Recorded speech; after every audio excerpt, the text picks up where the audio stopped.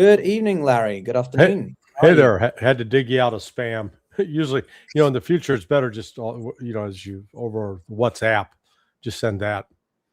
Yeah, I think it sometimes doesn't always go through on my WhatsApp. The links Oh, they okay. don't always work, but we're here Yeah. now, and we'll figure it out in the next So, for the next episode. But sorry for the delay. no, it's great to see you. I recognize this shirt. I think that this is a shirt that you've worn before on the program. But yeah, I mean, where we were talking yesterday. There've been the developments. The Iranians seem to be providing a new set of proposals to the American camp about what they would like to focus on. And then we had a little bit of a breakdown of the assassination attempt, or what has been called an assassination attempt by some. Yeah. So, I mean, in the 24 hours since, what have you been noticing in the sort of Iranian space? Well, on the Iranian space, it is Iran has toughened its demands. They've not eased at all. Made it clear to the United States that the first thing that has to be dealt with is lift the blockade. Now, the Trump administration labors under the false belief that if they just keep it blocked, they prevent any Iranian oil from leaving Karg Island, which they can't do. I mean, the U.S. doesn't have enough ships to prevent that. That Iran's economy will collapse and Iran will be forced to seek peace. That's not going to happen. They've selected an analytical conclusion that is just completely bogus. One of the things, one of the ways that Iran can deal with this, if you will, flood the zone with ships coming out, because if the United States stops a ship, an Iranian ship, they have to put a U.S. naval vessel with that ship in order to maintain control of it. The United States doesn't have enough ships to, if the Iranians flood 30, 40 ships out there, the United States doesn't have enough ships to do that. I mean, they literally are outnumbered. So Trump issued a truth earlier today. I'll never get used to saying that. Yeah, I'd like to call it a tweet. I like tweets so much better. But here is what President Trump said. He goes, Iran has just informed us that they are in a state of collapse. They want us to open the Hormuz Strait as soon as possible as they try to figure out their leadership situation, which I believe they will be able to do. Thank you for your attention to this matter. What a bizarre note. Number one, Iran's not in a state of collapse at all. In fact, if anything, the Iranian leadership is the strongest it's ever been in its 46-year history. And for one reason. Let's take President Pezeshkian, the oldest one, at 71. The Ayatollah Mujtaba Khamenei, the youngest one, at 56. And then let's add in Arachi, Galibaf, the Speaker of the Parliament, so Arachi, the Foreign Minister, Galibaf, the Speaker of the Parliament, and then the head of the IRGC. What do those five men all share in common? They fought in combat together in the Iraq War, 1980 to 1988. Mujtaba, and they all were part of the IRGC. These are comrades. These are brothers in arms. They're not divided, just the opposite. They're all singing from the same sheet of music. It's the United States that's divided. It's the United States that doesn't have one combat veteran in the lot. And you don't underestimate the power of the bonds that are formed in war. Every one of those men, Pezeshkian, he wasn't part of the IRGC. He was regular army, except he was a medic. And as a medic, he was attached to the IRGC. And you ask any combat veteran what they think about medics. They venerate those guys because they kept them alive. and maybe even saved their lives at times when they were wounded. So this is this silliness that's being fed to Trump, and I suspect it's by the Israelis, that there is the state of collapse. Nonsense, absolute nonsense. So why is Trump saying this? So there are two possibilities. One, he genuinely believes it, and in believing that, recognizes that falsely believes that the United States is in a very strong position to pursue the war.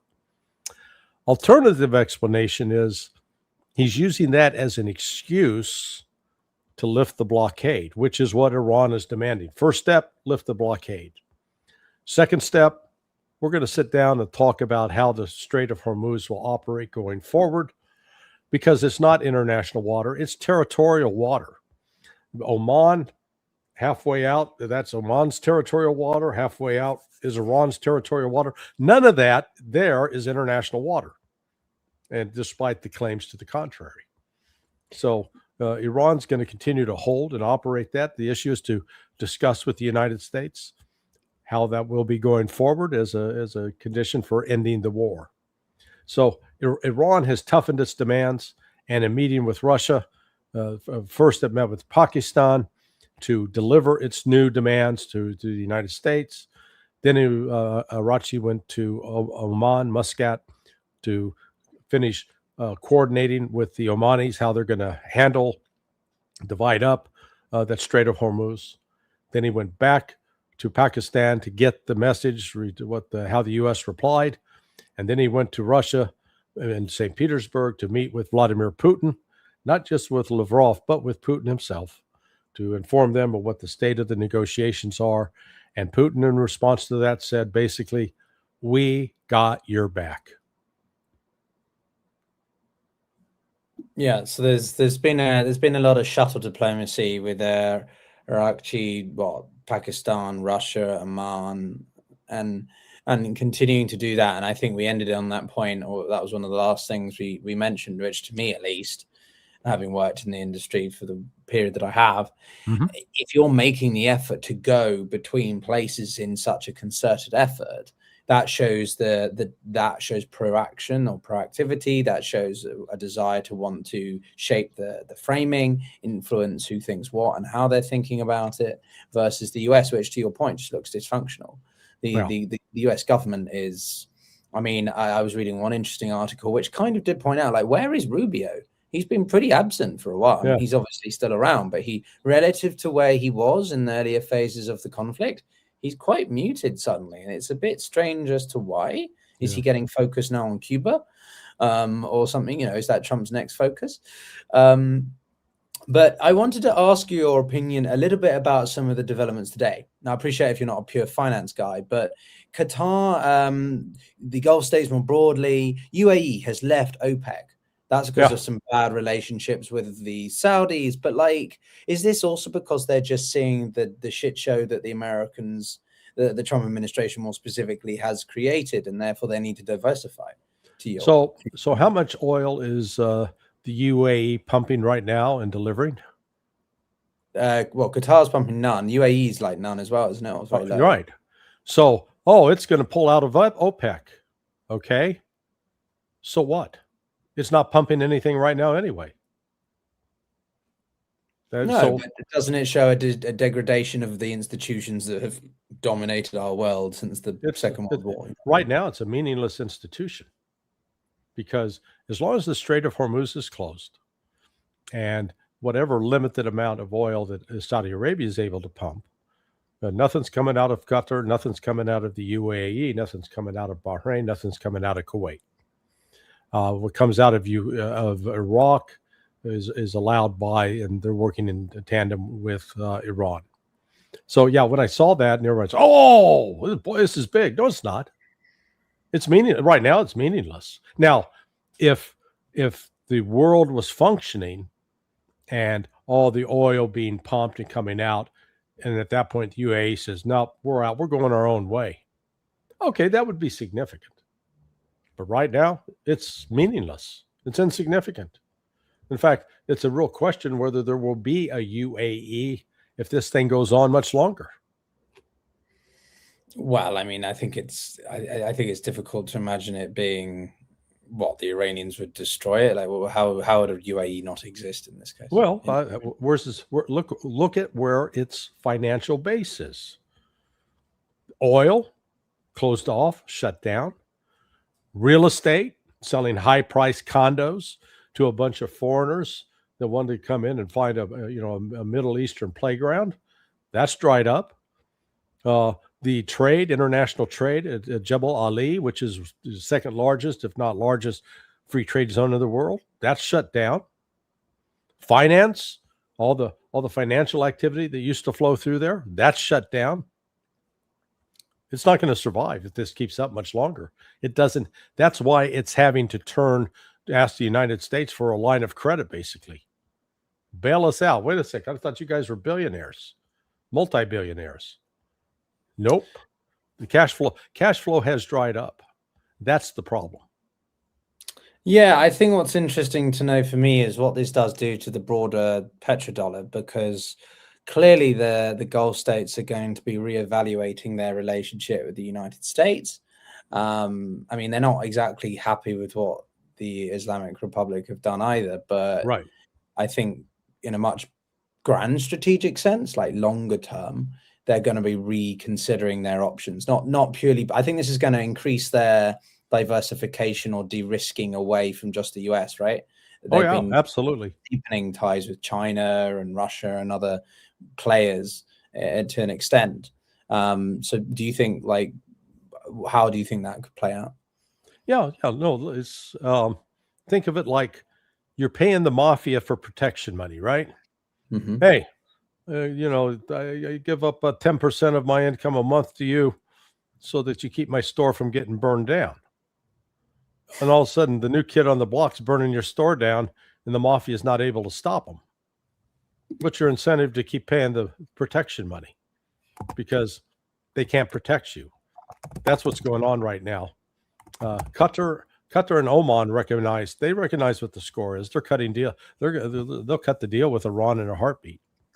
Bahrain used to be part of Iran anyway, so I expect Bahrain will be absorbed into Iran.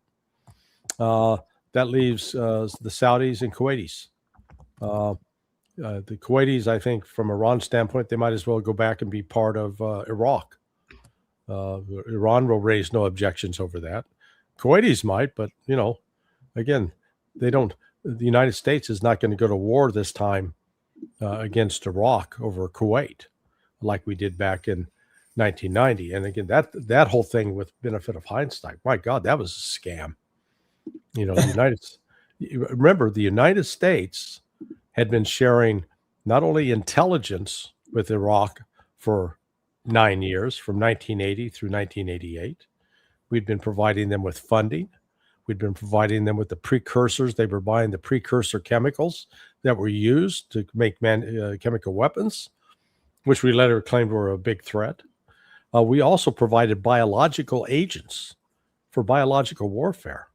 That's another thing most Americans don't know. And then, so here's Saddam thinking that he had this special relationship with the United States. And then when Kuwait is basically, he says it's stealing their oil, and he asks the United States, hey, I'm going to take care of this if you're not going to take care of it. And April Glaspie said, we got no position on it. So he invades, and then all of a sudden he becomes enemy number one. By God, we got to stop it. And little did he realize that the Kuwaitis had been pumping money into George H.W. Bush family. Well, I mean, I remember reading a bit about that history, and when the the Iranian Revolution happened in 1979, Khomeini over time became very paranoid, but rightfully so, that there was funding towards Saddam Hussein to support, and it became very clear that there was. I mean, initially it was like, no way would the Americans or Israelis as well be helping someone like Saddam Hussein, but they were so anti. Also, I mean, in the American case, it just seemed like they were bitter because they'd lost the Shah. So they funded Saddam Hussein's military operations or whatever machine, I mean, it was the most absurd sort of set of spiders webs of support, like networks, like in the 80s, wasn't it? Yeah, yeah. And not only that, we provided intelligence. And when I'm saying provided intelligence, we told them the locations of Iranian troops, the plans that we had intercepted about what kind of offensive operations the Iranians were going to conduct. We talked about their lines of supply, where you could hurt them and prevent them from being able to operate. Initially, that was hand carried to the Iraqi general staff by the CIA. But then comes 1986, something called Iran-Contra. And all of a sudden, Saddam Hussein learns that the CIA that he is allowing into his country, that's bringing him all this intel, is also double dealing and sending weapons to the Iranians, which the Iranians are using against Iraqi forces. So Saddam gets pissed off, kicks the CIA out of the country, and he says he'll only deal with American military officers. And one of those the officer who led that and handled that for the next 2 years, from 87 through 88, was a dear friend of mine. God, we met, we started, I knew him for over 26 years before he died. Walter Patrick Lang was the colonel who hand carried that intelligence to Iraq and helped Iraq plan its final offensive against Iran. So, like I said, the history of this, the United States was deeply embedded with Iraq. And then when we went after Saddam for invading Kuwait, Saddam felt legitimately betrayed. Legitimately. By God, we had a 9-year relationship, and now all of a sudden, but it was covert. So most Americans didn't know about it. And so then in the aftermath of that, where he tried to assassinate George H.W. Bush in 1993, that's why he felt, you betray me, I'm going to get you. But if I can just interject sort of on a personal question, though, if you don't mind me asking, but Sure. Where were you at this point? Were you working in those? Yeah, fields? yeah. I was. You were in the CIA at that point? No, I was at State Department then in 1990. Yeah, well, in fact, I met. I was part of working with the Consular Affairs. I was in the career counterterrorism unit, but with the first group of American women that came back from Kuwait that were allowed to leave. It was. I went up to the airport and met them in Baltimore, and again, I had no knowledge at that time of that the United States through the CIA had been providing all this support to Saddam. This was actually ironically the 3 days before Saddam invaded the Kuwait, we were involved with the counterterrorism operation in Trinidad and Tobago. A group of Libyan-backed locals had taken over the parliament. They'd killed the prime minister, and they were holding a number of people hostage. So we deployed what was called the Emergency Support Team, interagency team. It was actually led by Ambassador Joe Sullivan, but it had a JSOC element for JSOC operators. It had FBI negotiators. It had a State Department, what was called CIA incident response team. And then it was led by the State Department, Ambassador Sullivan, as well as a couple of communicators. And so actually, there was no need for a military solution. Ambassador Sullivan was able to negotiate an end, and it was ended peacefully. Hostages were released. But because this aircraft that we flew down there, this was covert action. And so we were trying to figure out, how are we going to get that plane out of there without drawing attention to it? And the morning that we were going to fly it out was the day that Saddam invaded Kuwait. And we thought, great. All the world's attention focused on that invasion. We flew out. We didn't have to worry about it. But from that point on, we set up an operations, my office, the counterterrorism office, set up in the State Department Operations Center. We had a specific section devoted to, U.S. hostages and other operations during that war. So, yeah, I was up to my elbows in it during that period. But at no point did anybody sit me down and tell me, hey, let me tell you the history of this. Let me tell you about why Saddam, feels betrayed and outraged by this. Legitimately so. Yeah, I was completely unaware of the prior history. We made Saddam into the ultimate bad guy. Yeah, no, I'm not saying Saddam was, he wasn't a Not Mahatma exactly great. Gandhi. Yeah, was he corrupt? Yes. Well, good God, join the long line of corrupt people over there in Saudi Arabia, in Qatar, etc. Uh, did did he abuse the Shia? Yes, he did. But he had actually trusted us, and he's just another one that learned, man, don't trust the United States. They'll screw you if they get the opportunity.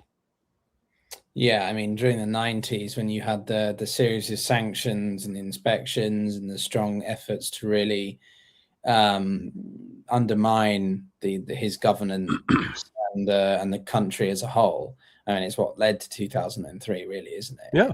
Well, we're looking for those weapons of mass destruction. Yeah, where did he get those? Get them from us. We gave him the material to make them, for God's sake. Nobody told me that in 2003. I didn't know that. Yeah, no, it's not an easy thing, I think, for a lot of people to admit, especially neocons. But it's reality, isn't it? What happened in the 80s and the 90s was very much a preceding factor to Afghanistan and Iraq.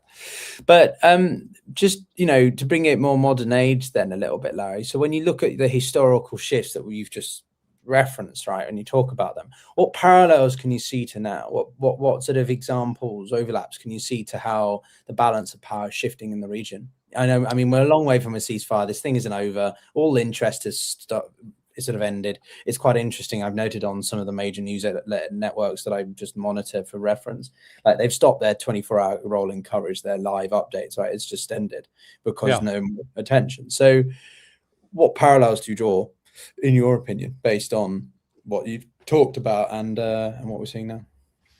Have you ever heard the story about, the baby elephant? From the time it's born, it's shackled with a heavy chain, and then as it grows up, it still has that chain, so it learns that it can't break free. And then it comes to associate that not so much it's the chain; it doesn't identify the steel, just anything tied around that leg prevents it from getting away. So later, when it's an adult, you can just tie a rope around its leg, and it'll think it can't get away, whereas it can easily break it. And then comes the day when they discover, hey, I can break free. That's Iran.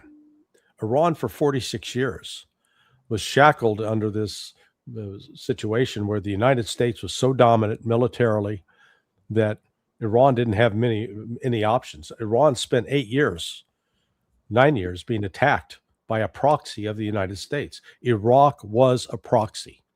And people want to argue and pretend that that's not the case, but it was a proxy. What's really interesting is during that entire war with Iraq, that was the most active time for Hezbollah, if you will, as a proxy for Iran, fighting against the United States, carrying out terrorist attacks against the Marines, the U.S. Embassy, kidnapping the chief of station for the CIA, kidnapping Rich Higgins, a Marine detailed to the UN. But once that war ended, Hezbollah didn't carry out any other attacks against U.S. targets in the 1990s. That's what's interesting. As well as why? Because Hezbollah, as it evolved, it would attack military targets. It attacked mostly military targets in Israel. That was its focus.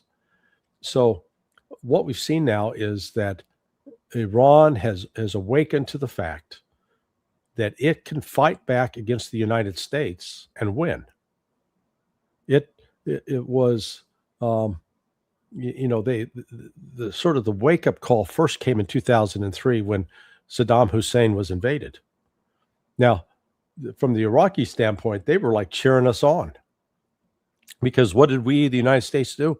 We came in and we took the Shia Muslims who had been oppressed by the Ba'athist Party, by Saddam Hussein for 30 years, and we put them in charge. Well, many of them had been had refuge and safe haven in Tehran. So now you've got this natural connection between the Shia who are now ruling Iraq and the Shia in Iran. So they're looking and say, But they also watched what the United States had done to Saddam, and that is that point that the Iranians kicked into overdrive building these underground cities, both to protect their uranium processing, to build missiles, industrial facilities underground. Recognize they weren't going to have anything above ground that could be bombed and blown up. So now the final step was when this attack started, that they didn't do it during the 12-day war in June, but on February 28th, the Iranian Revolutionary Guard said, okay, we're closing the Strait of Hormuz. I don't know if the Iranians had done a study and conducted an estimate of what the economic impact of that would be. I'm inclined to believe no. I don't think they understood that this could hurt the oil market, but I don't think they had necessarily done a thorough analysis of how devastating this would be and how much control it would give them and leverage it would give them in negotiations going forward. The United States is now caught. There is no military way the United States can open the Strait of Hormuz. It doesn't exist. And I'll be happy to explain that, but I think we've talked about that before. No, I mean, you don't need to tell me that twice, Larry. And I know the complications and logistics of trying to do just that. I think it's more. I just wanted to pick up on your point about the extent to which the IRGC and government would have been aware of the implications, or just. I think that's a good point. Actually, clearly they knew that they could deal damage. My emphasis was always from the beginning of this 4-day conflict, as Trump says. It's been 4 months. These are like days on Mars, okay? Yeah. No, they're just much longer days. Come on, mate. Where you been, right? We've just had Artemis 2 come back, right? It's just different time scale, right? Yeah. No, but in the duration of this conflict, it's been pretty clear that the Iranian strategy has been one of pressure points, finding asymmetrically important areas that they can leverage in a disproportionately powerful way. And obviously the Strait of Hormuz is the most important pressure point that they've been able to leverage. Mm-hmm. And to me, but that's not the same as them perhaps being able to foresee just the amount of damage it is doing to energy markets, global trade, because at the end of the day, this doesn't benefit Iran either. A blockade on their ports is still a problem, but equally so is their lack of ability to export certain energy as well. So it is still risky for them, but damn well worth the risk relative to the damage it puts on the American economy and interests and so on. So I guess from my curiosity on that point is, do you think that the Iranians can just do whatever they want over the Hormuz as long as they want, or do you think even they have to consider collateral damage? Oh no, they'll be able to do whatever they want. The U.S. is grossly overestimating the effect of their blockade. As I think I said earlier, this is like my sixth interview today. So if I say something that I've already said, don't say, "Oh, let's hear. He's old. He's repeating it." Just say, "Hey, wait, you've already told me that. Let's move on." Okay. Well, I'm sure we've got repeat views. You seem to have a very hardcore committed set of people who will literally come from every live stream just to listen to you, even if you say the same thing, which I think is very nice. It's great to have a loyal fan base. I'm always flattered. I enjoy what you've got to say. So, but no, go ahead. Tell me. I'm curious. But if the United States Navy intercepts an Iranian ship, then the United States Navy has to attach a U.S. Navy ship to that captured vessel and stick with it until they get it to wherever they're taking it. The United States does not have enough ships to deal with 30 or 40 Iranian tankers. So in theory, they got this blockade, but in reality, they don't. It's I'll call it sort of a pseudo blockade. That they can capture one or two here or there, but they can't stop the whole thing. And if they think they're going to stop the whole flow of oil out of They're kidding themselves. It's just delusional. But, they sit around and, sort of like Adolf Hitler in his final month in his bunker there in Berlin, moving imaginary armies around on paper. They just, it doesn't exist. I think the one thing, if you're looking for a sign of, right now, the United States, and we talked about this, I think, a little bit yesterday, you've got the Joint Force Commander, Admiral Brad Cooper. He's overseeing this whole military operation with Iran. Under him, he's got two component commanders. So there's Combined Forces Aviation Component Commander, Air Force General, and Combined Forces Maritime Component Commander. That runs all the Navy stuff. What's missing there is you don't have a Combined Forces Ground Component Commander. Mm-hmm.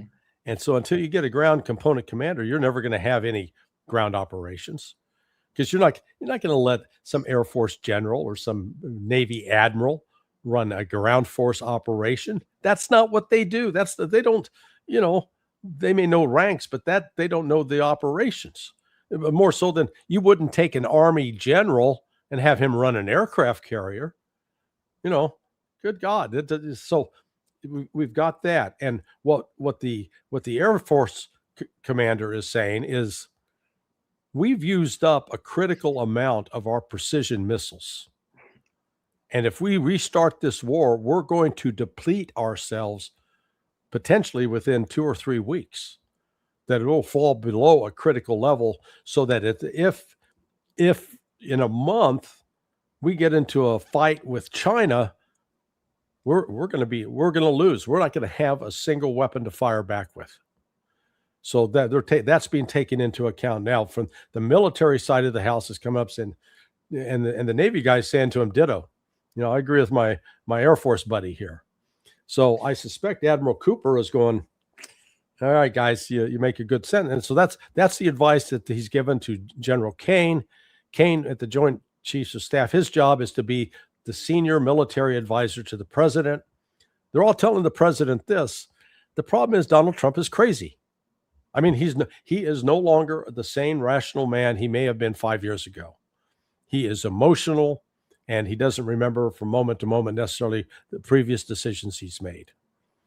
So that text he sent out earlier today that I referenced, where he talked about the Iranians, they're collapsing.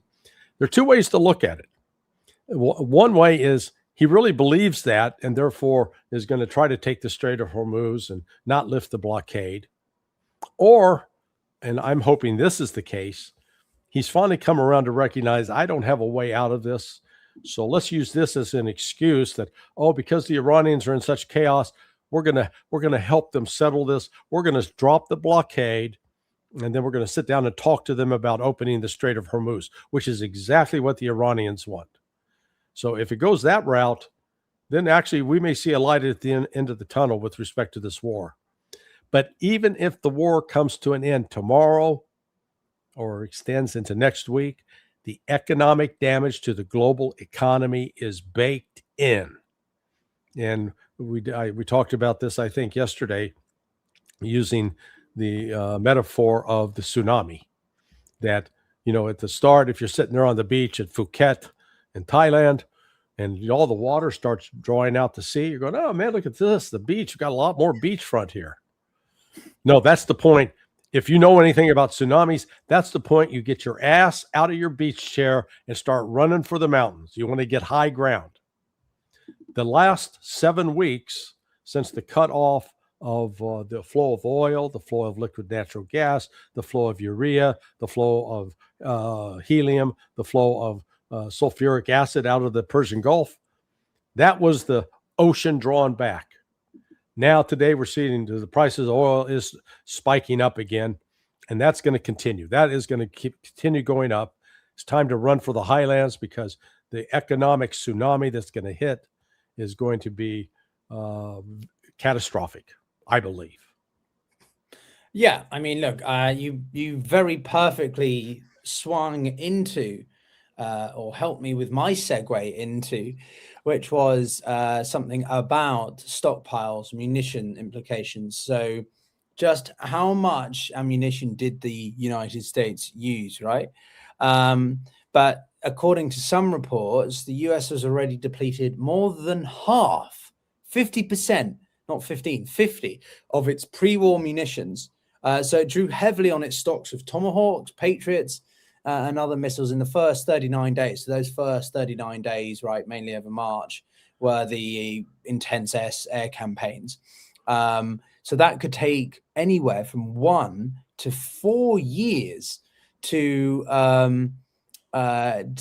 replenish properly. And so that obviously leads to the situation about infantry's, well, if they weren't in a good position for dealing with, say, China in a hypothetical, they're definitely not good now, and puts the US in an incredibly high degree of vulnerability. What do you think, Larry? Well, let me ask you. Yeah, so let me ask you a couple of questions. Are you a big math guy? Yeah, you're competent. What AI sort of tool do you use?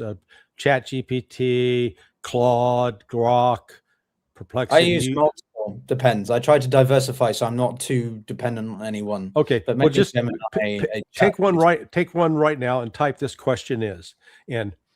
How many are rare earth minerals required to produce a PAC-3 interceptor for a Patriot missile battery? So how many?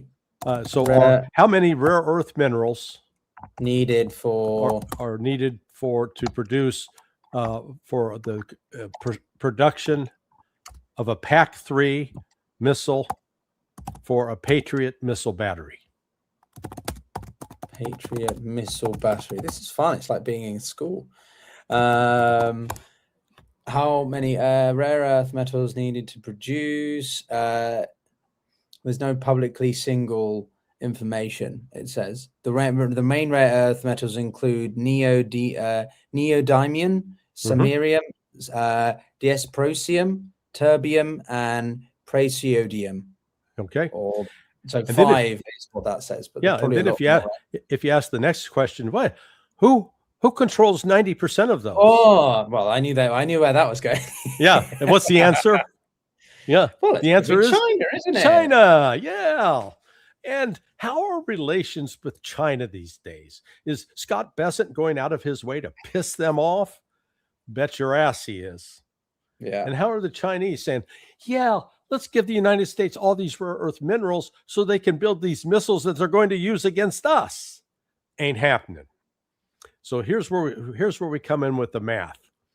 As of December 2025, December 31st, 2025, the United States since 2015 produced a maximum of 4,620 PAC-3 interceptors. Now, and that's total. And that's derived because the information was published in the annual budgets that the Congress approved for DOD. Now, so since you have to use at least 2 of those interceptors against one inbound, either ballistic missile, cruise missile, or drone, you know right off the top with 4,620, and then they're producing 60 a month. So let's add in 180. So that gets us up to a total of 4,800. That means that 4,800 missiles are capable of intercepting 2,400 ballistic cruise missiles. Okay, good with me on the math so far? Mm-hmm. Yep. Okay. So out that 4,800, at least 1,500 were sold to foreign countries like Australia, New Zealand, South Korea. So let's subtract from 4,800. We're now down to 3,300, correct?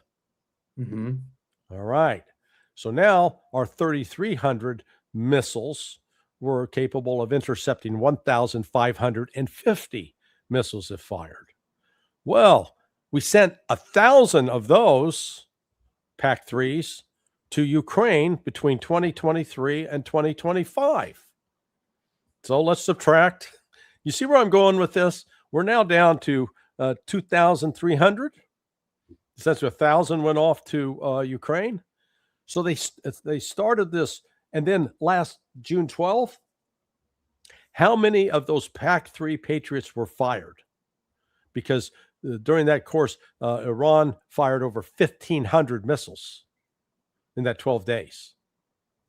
That's more than 2,300, isn't it? If you have to use 2 for every one of those missiles. And then in this last 5 weeks, estimated that Iran fired over 4,000. So my point is that they're claiming that they've used up 50% of the PAC-3s. Nonsense. They've used up 95%. I guarantee it. The math simply does not work, because we know over the course of in Ukraine, Russia's fired 12,000 missiles, 12,000 plus missiles over the course of the last 4 years. So just take, how many, so they burned through all the Patriot supply up there. And then when you look at the number of Patriots that have been fired, the number of missiles that fired by Iran last summer, the 12-day war, and now this war, it exceeds the capability. So, like I said, there's still lying going on. Yeah, it's always been the case that the Chinese have a incredible control over some of the biggest and most important components of anything, of materials in any way, shape, or form. And the old adage in this war is simply that China doesn't have to do anything, and they benefit hugely from Donald Trump. It's like when you're cycling on a bike and you put a stick in your own wheel, and then you flip over forward, and you're like, no, I'm injured. Yeah, well, you kind of did that yourself, you plum. I think it's the same analogy with Brexit, to be honest. The UK shot itself in the foot by with that result. But yeah, I do wonder what this means for the confidence of the PLA, of the CCP in their interests over to Taiwan. I'm not going to make a prediction over whether a war is likely or they're going to actually invade the island, but simply I guarantee you they will not invade. They don't need to now. No, they don't. No, that's a good point. No, they don't need to. They're sitting back. They're watching this much like the same way the Iranians watched the United States invade Iraq in 2003. The Iranians are going, so here's been our arch enemy, Saddam Hussein, and the Americans are taking him out. Hey, get the popcorn. We're just going to watch and enjoy this, because now they're going to replace him with all of our guys. Hey, is God great or what? And now here's the Chinese. They're watching the United States deplete its global military arsenal of precision weapons by attacking, basically breaking itself in trying to defeat Iran and being unable to defeat Iran. All the Chinese got to do is say, hey, let's support our friends there. Remember, the Chinese and Russians signed a trilateral security agreement with Iran on January 29th of this year. So they're invested. And now, I was just going to say, and now they've got the benefit that Iran is fighting for them and damaging the United States in a significant way that it means China won't have to fight. Yeah, I mean, look, the Chinese have been, what they've done with the Spratly Islands, what they've done with the developments of some of these bases, the defense pacts, like with the Solomon Islands. I mean, we touched upon it yesterday briefly, didn't we? I mean, the Chinese have grossly increased their defense spending, and they have the largest navy in the world. Now, biggest doesn't necessarily equate to effectiveness, but the point being is that the Chinese are not the force that they were 20 years ago. And I think that there seems to be a little bit of a underestimation of what they're capable of. And especially in this regard, because of how much the Americans have expended their munition stockpiles, including some of their most critical ones like the Tomahawks, that's a huge setback. So even if the Chinese do intend to do over something with Taiwan, which I'm not sure still, as you say, they're not in a good position anymore. And also because what Trump's been doing, he's been taking a flamethrower to Japan's relations, South Korean relations. I mean, the Americans were pulling out some critical assets from South Korea to redeploy them to the Middle East only, what, 3 weeks ago? Right. And now suddenly, like, oh, we're done now. So what the hell was the point in this redeployment? How much money, time, energy, and resources does it require to literally refocus such significant military assets all the way in East Asia, which is where apparently the pivot to Asia was happening in 2009 when Obama first announced it. And now Trump's like, no, let's put it back in the Middle East. And then 5 minutes later, oh, we're done now. The guy has the strategical vision of a sort of pumpkin. I mean, he looks about as much as one with his face. Well, sorry, I went on a side rant. I was just going to say he has no strategic vision, and there is no strategic vision on the part of anybody in the United States that's in leadership position. It is. We've tried to get away with just using massive force and now bullying to stay on top of things, and it's not working. We have actually, it's a self-inflicted wound, because here's China that has now become the world's preeminent industrial power. There's no doubt about that, and they're making tremendous advances. We used to claim, oh, they're just stealing stuff from us. We're so smart. They have to steal it from us. They're making stuff now that we can't make, such as hypersonic missiles. Russia and China both have made hypersonic missiles. United States has not. I'm acquainted with one of the men who's in charge of that project, and he's been talking about the U.S. being able to produce one for 3 years and still haven't been able to pull it off. Well, I remember being in Washington when the news first came out that the DoD basically just admitted, yeah, we don't have the capacity to develop this kind of technology at the moment. Yeah. That was 3.5 years ago. November 2022. I remember the day quite vividly, because then I myself had a rather awkward conversation with a friend of mine from the department over dinner that night. It's quite. I think the American government is very good at projecting a show of force, but as you said earlier, in a very sort of loud mouth way. But sometimes when you look at the nuances of operational capacity or coherency, especially like between the military and the political, it's really not quite, because that's the one thing that China does benefit from. It's quite centralized, right? Mm-hmm. So there's a lot of continuation between ideology and thought thinking from the political party to the military arms. Whilst now we've got the government completely dysfunctional, and therefore the military doesn't know what to do. So I mean, I still wonder whether we're going to go back to war with Iran over something.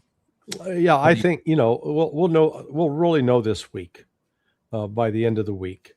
I think this week's going to be consequential on several fronts, both with respect to Iran and with respect to Russia and Ukraine. The United States has all these assets locked and loaded.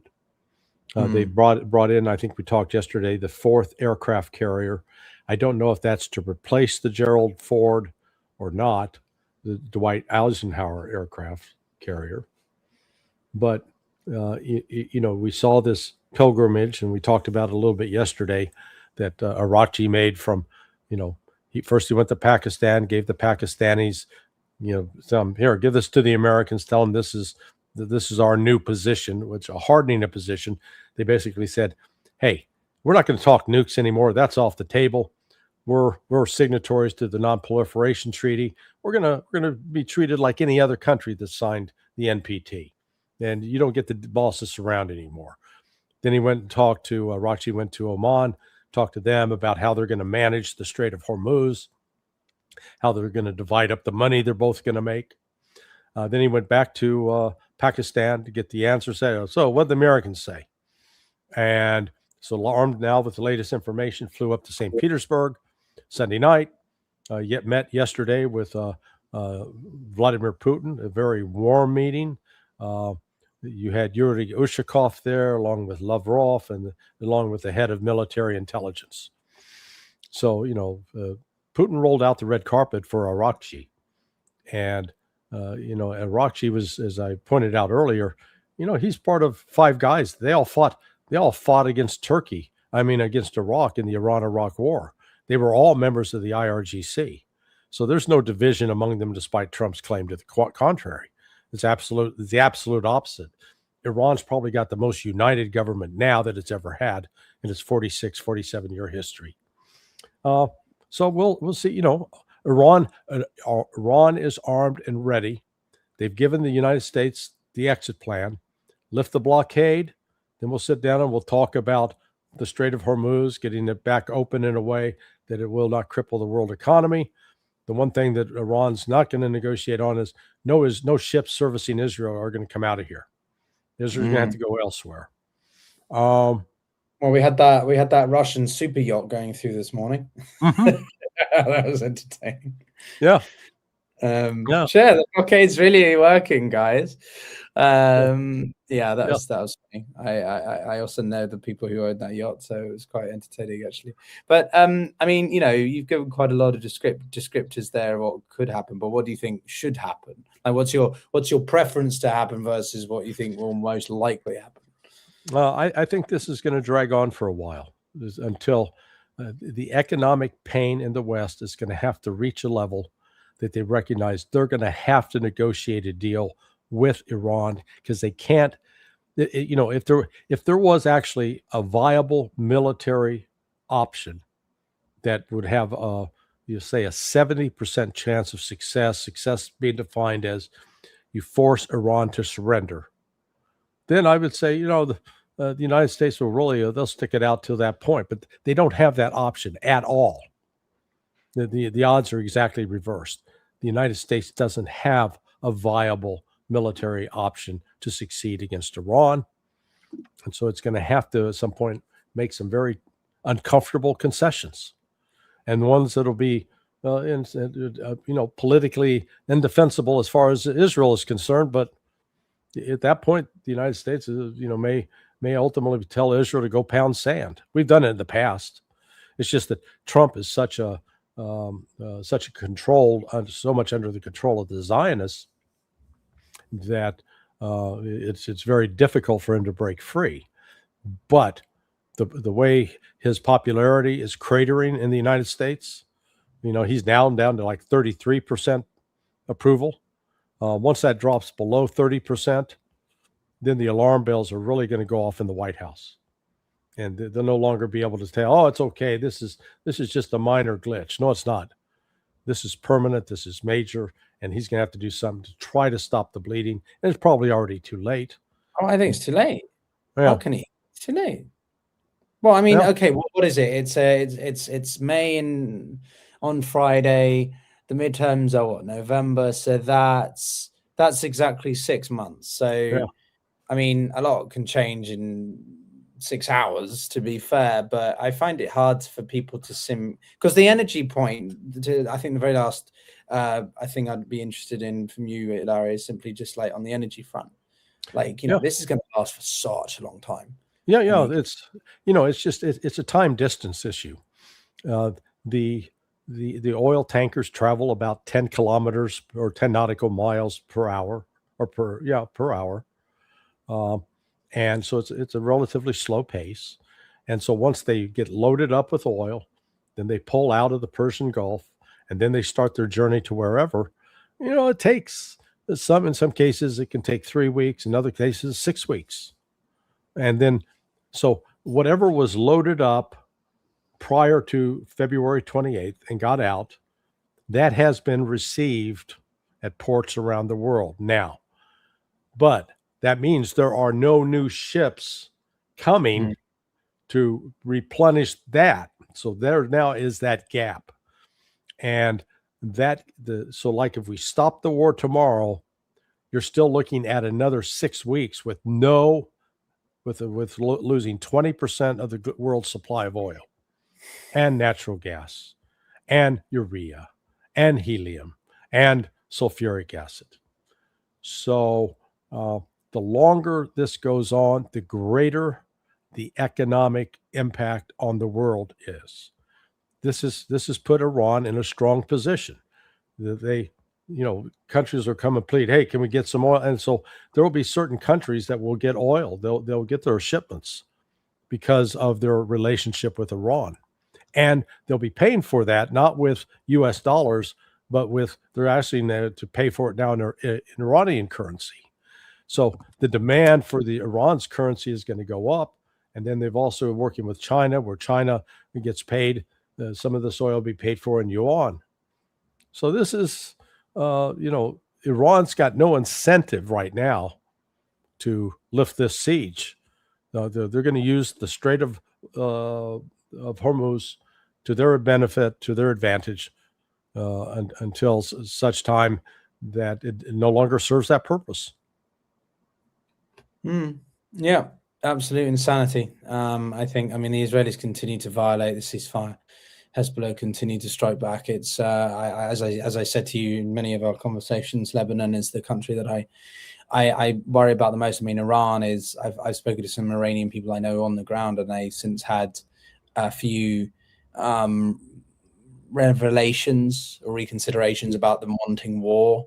And wishing they'd never supported it. If anything, this has really galvanized the Iranian people against the Trump administration or America more broadly in a way that it wasn't in the past, right? They were more anti the government or fed up with the government and wanted the US to get involved. And now it's completely, whilst they're not maybe fully embracing the government, they are definitely not supportive of America in the same way anymore. Do you know who John Kiriakou is? Yeah, John Kiriakou is retired. He was a CIA officer.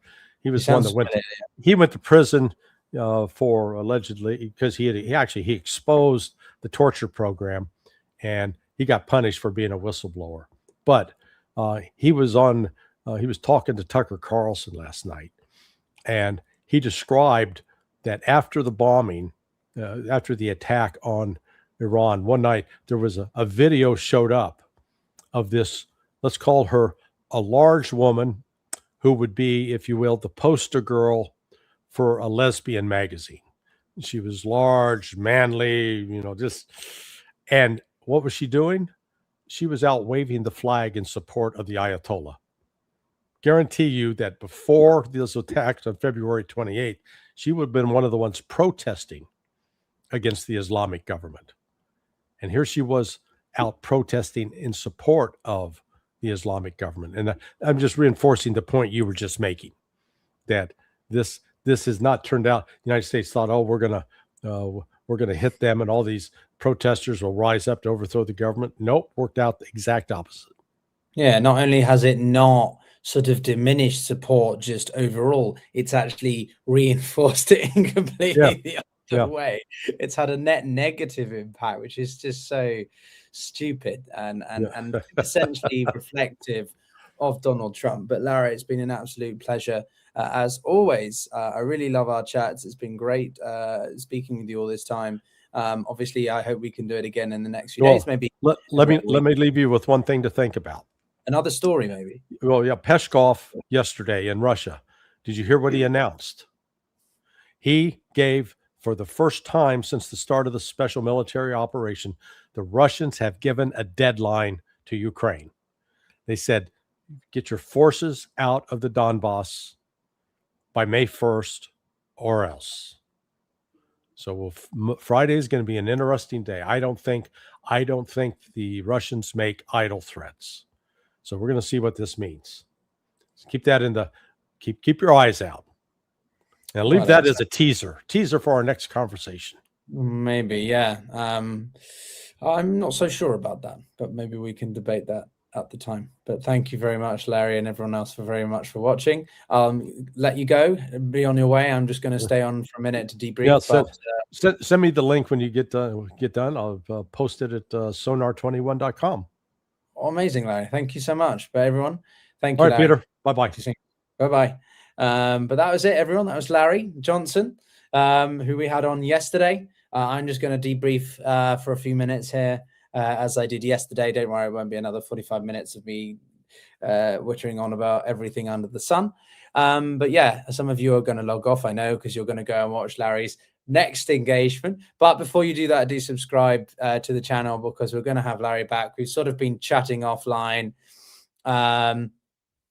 and we're going to try and make it like a weekend sort of thing where me and him can get together and have a chat about proceedings, be it about Ukraine and Russia, where I think we're going to disagree more, if I'm honest, or the war in Iran, or maybe China, or Trump's foreign policy, and yeah. I think Larry's got some very interesting experiences. I was very interested to hear his historical analysis about Iraq and Iran and Saddam Hussein. I mean, Saddam Hussein is among the worst of the kinds of people that you can imagine. But he was, he felt betrayed or whatever, spied on, double crossed by the Americans and the Israelis. And I think that's pretty clear that he that's what led to the developments of the 90s and then of course 2003. And the situation now with what the Iranians feel themselves in, they're back up against the wall, their survival at stake, all these sorts of sentiments are very reflective of a country that is fighting for its existential survival, right? The Israelis talk about this a lot, that they feel that they're on the receiving end, that they are fighting for their survival. But in this case, the Iranians are going up against the much more powerful country. Of course, the United States is more powerful if you're in a conventional military setting, but we're not in a conventional military setting. And that's why the Iranians are so good at leveraging their relative strengths or comparative advantages to hold out, to if you want to use the word beat the Americans, but simply to outlast them, right? The goal is who can outrightly win or who can outlast. Those are the two framings. And it's pretty clear that the global consensus overall is that the Americans have not won this. Have they caused significant damage and setbacks to the Iranians, with their economic development, with their infrastructure? Yes, but as we both just agreed on at the end there with Larry, the Americans they've done the opposite by getting more Iranian people to feel anti-American intervention, right? There was a lot of support for Americans coming in, or a lot of Iranians after the protests and how the Islamic Republic treated its own people in early January. There was a lot of support for America to come in and deal a decisive blow, but no one, I think, unfortunately, naively understood what that actually meant in the case of Iran's operations against Iran. And so, and particularly in the case of Israel, it was clear that they were just trying to do as much damage as possible, not really restrained to certain sites or specific targets. It was just about weakening the Iranian state as a collective whole as much as possible, because the ultra-nationalist government in Israel, which I greatly despise, specifically the government, they just wanted to capitalize on that. And because now the Americans and the Iranians have not been at war as much, kinetic war, the Israelis have been trying to up the ante where they can, and so they've turned their attention to their near abroad with with Hezbollah, Lebanon, and so on. So yeah, I think this is going to go on for a long time. There was an interesting article in the Financial Times earlier by their US correspondent or editor, Edward Luce, and he was basically talking about that, the Iranians have no incentive to end this, but also they just benefit from it. The longer this goes on, the more it bleeds the Americans for their reputation, it bleeds them for financial, economic. America's okay in the sort of, they've got their own energy security, but it's not only about that. It's about what you import as a country. There are products like fertilizer and other things which require more natural commodities to be produced. And therefore, that will down the line affect the American people as well. I mean, I was in New York the past 2 weeks, as I told some of you yesterday, and some of the pricings, some of the price hikes that I've seen, the new price levels relative to what they were a couple of weeks before, according to some friends, were insane. So I think that's pretty nuts. that's happened.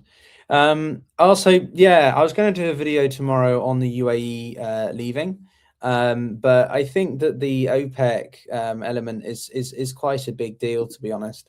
I know Larry said it didn't particularly matter. I'm just going to be honest. I disagree with him on the idea that sort of UAE is going to be dissolved or somehow absorbed into the US, into sort of a nothing state. Like UAE's lost a lot of business, but it's not suddenly nothing. It's still a very wealthy country, and the government has been taking steps to try to sort of diversify off energy production. But it is a big deal for them to be leaving the OPEC.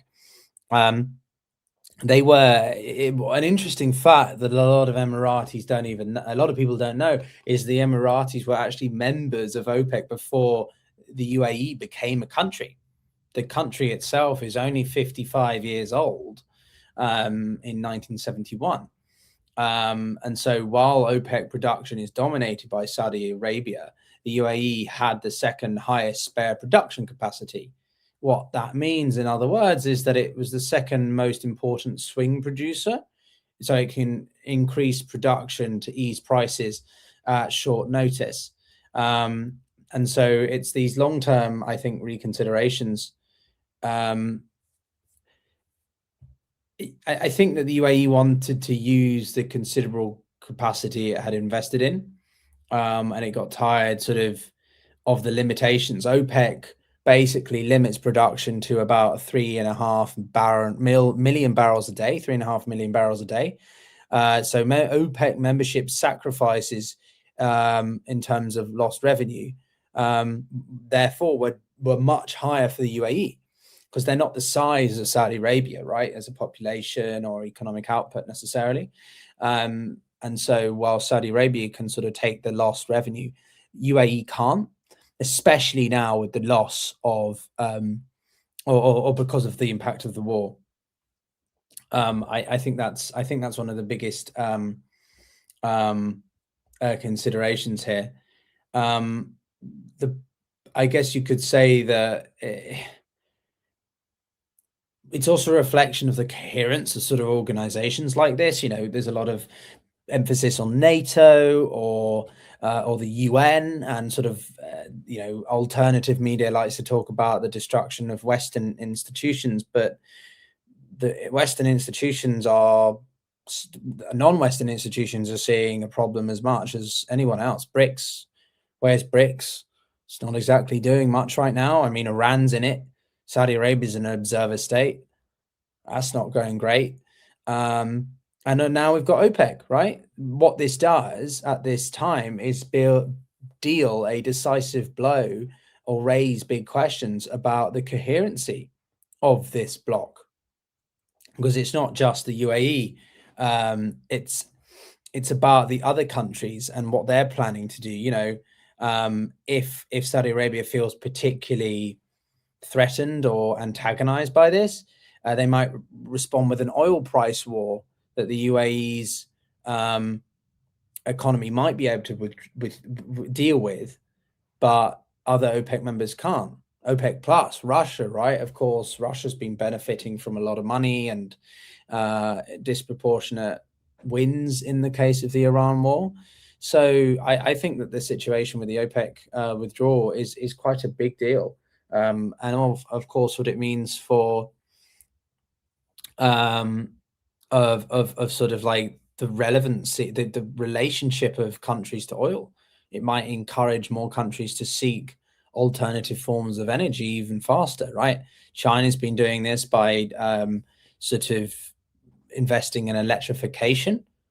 I was reading an interesting article in the Wall Street Journal, I think it was, and it was talking about China's investments into into renewables, right? We were talking about the rare earth metals with Larry earlier in the conversation, but China's also it's one of the kings of solar energy and other renewable forms.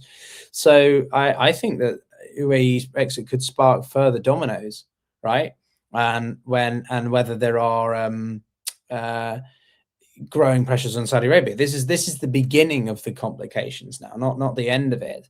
this is the first domino to fall, and therefore what it means for oil production. The Qataris have obviously cut off all their gas production.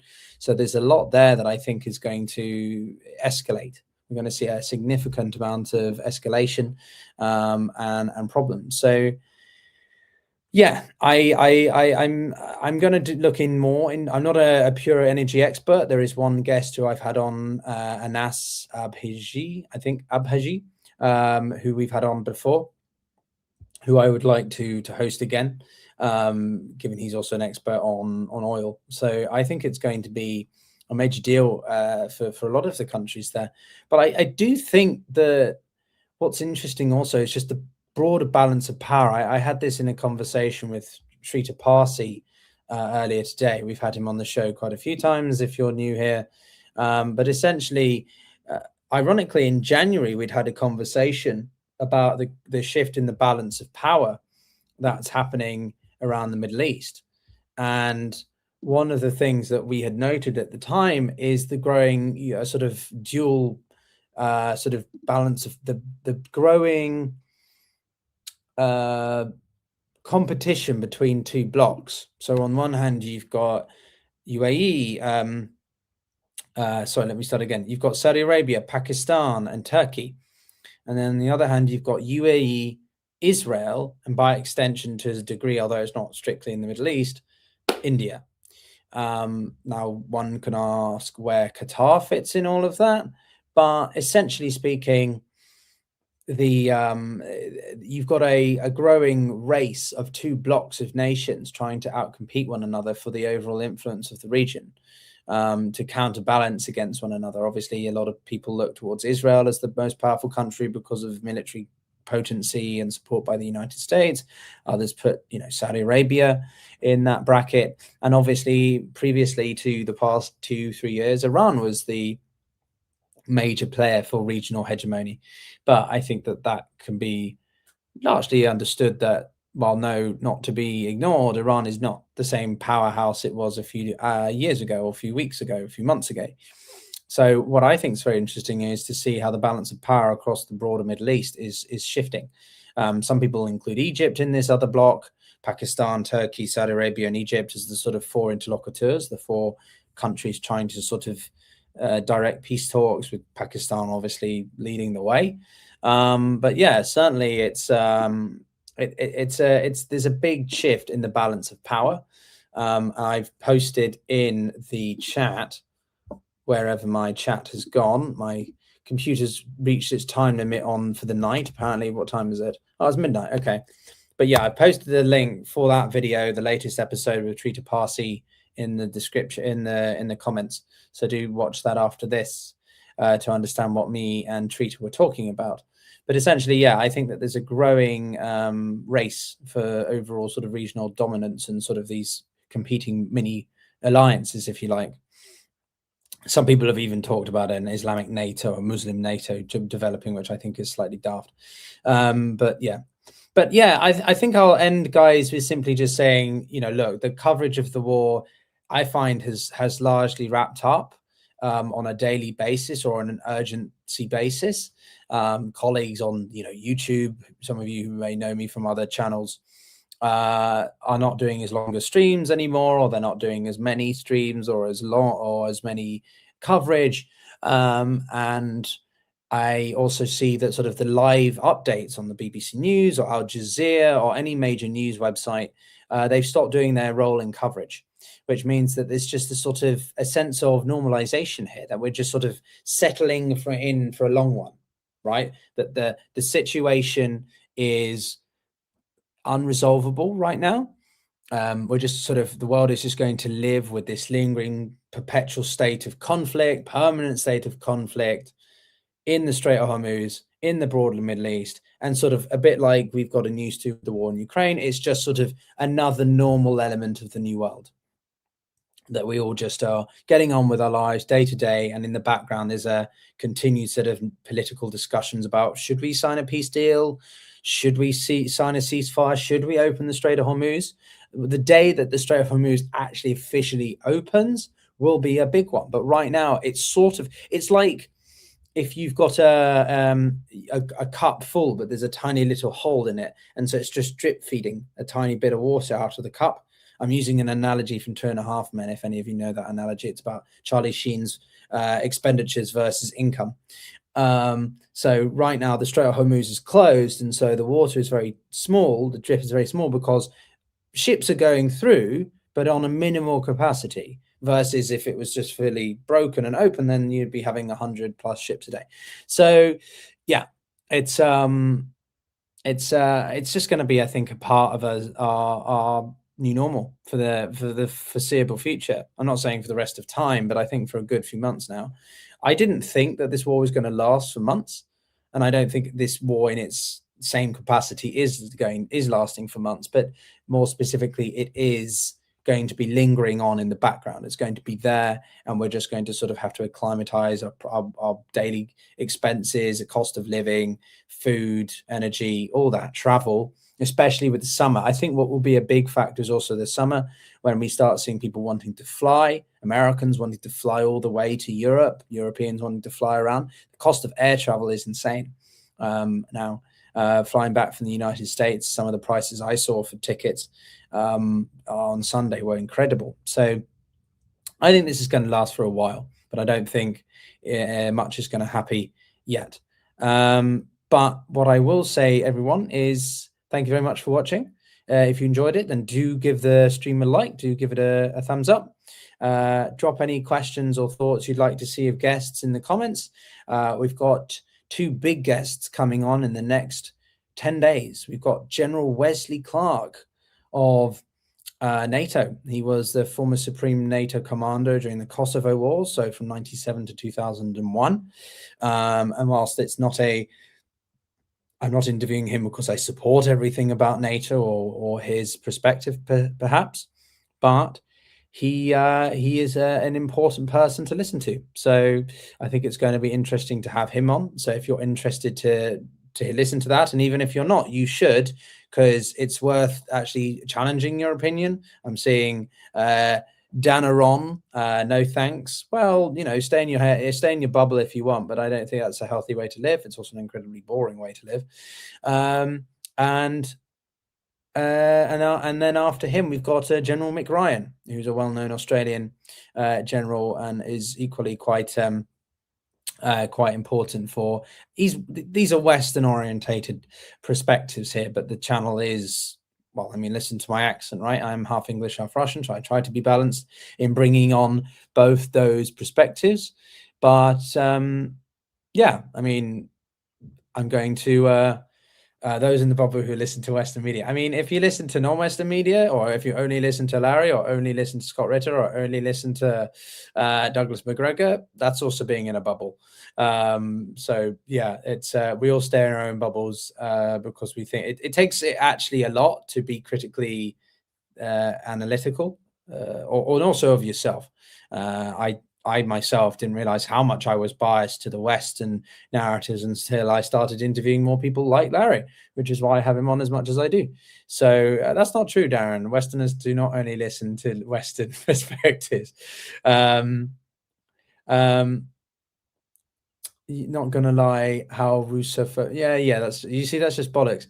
I'm not Russophobic. I'm very fond of my heritage and proud to be from Russia. And the country's beautiful. The architecture, the cultural elements are insane. And I think anyone who can't admit that is weird. But it's incorrect to say that sort of Putin hasn't done terrible things as well. So I think there's we sort of pick and choose what suits our preferences and narratives, I think. But anyway, everyone, if you actually want to challenge yourself, then do subscribe and give the video a like, and listen to some alternative perspectives, not just ones that you already like, telling you things that you already know, because that is a waste of time. You might as well just doom scroll on TikTok or Instagram. But anyway, guys, we'll see you all soon. Have a good evening. Have a good afternoon. Have a good morning. Take care. This is the Global Gambit. I've been Pyotr. Take care.